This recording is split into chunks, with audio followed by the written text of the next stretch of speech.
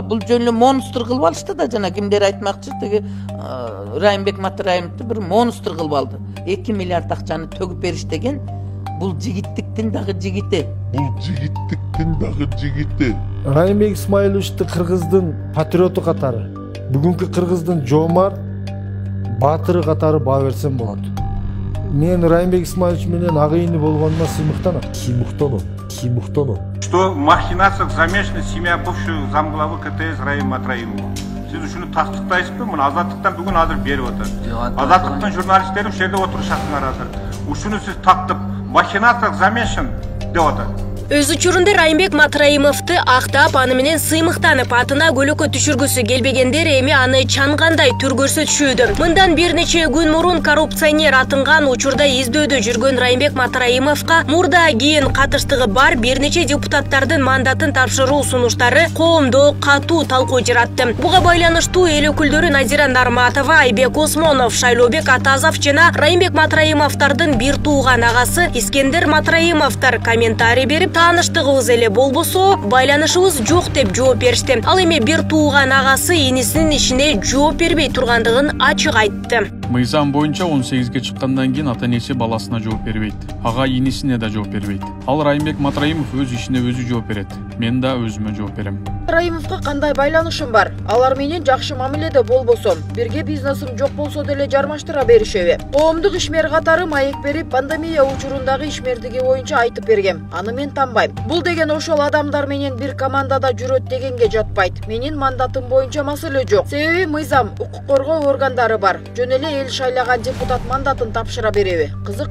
Райымбек Матраимов менен бир райондан болобуз. Бир райондан болгондон кийин ал кишини район боюнча кайдык. Бардыгыбыз билебиз, тааныйбыз. Тааныгандан кийин эмне болот адамда сурабы. Бирок мен жеке өзүнчө бир бизнес тармагында же башка тармагында же албаса бизнес тармагында мага кылган эмес. Жөн адамды жакшылык жагында катташып жүргөнбүз. Ошол. Сизге акча берди деп айтып атышат. Депутаттардын бул жообу элди таңдантпай койгон жок. Социалдык баракчаларда жазылган пикирлердин басымдуусу өз учурунда Матраимовдун колдоосуна ээ болгондор эми актанып, эки жүздүүлүк көрсөтүп жатышканын айтышууда. Азыркы адамдар эки десем аздык кылат. 300 күн карама болуп жаралган. Заматта хамелеон сыяктуу өзгөрүп турушат. Эми Райым менен байланышым жок дешип жамандашканына жаның чыгып кете жаздайт. Райым президент же премьер-министр болуп келип калса кантер эле дейм. Кайра жүгүрүшөт беле дейм. Калыс эле жүрсө болбойбу? Бийлик кимде болсо, ошол киши тарапмын. Менин саясаттагы позициям ушундай десе болмок.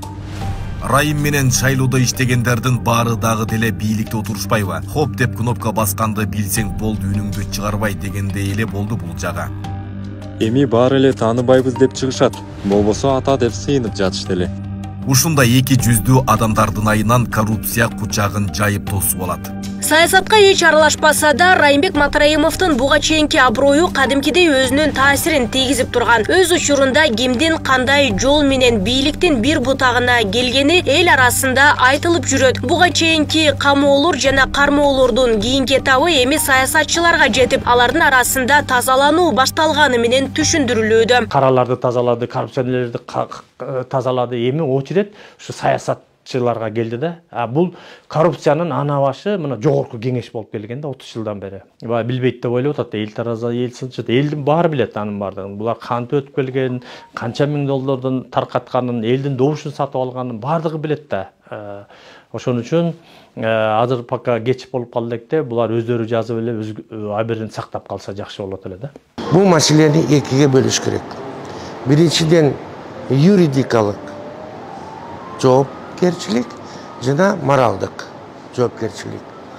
Юридикалык жоопкерчиликке бул ошол мыйзам бузуулар предикаттуу жагын караш керек. Эгерде ошо предикаттуу мыйзам бузуулар болсо, анда булар ошону билгенден кийин анда жооп бериш керек.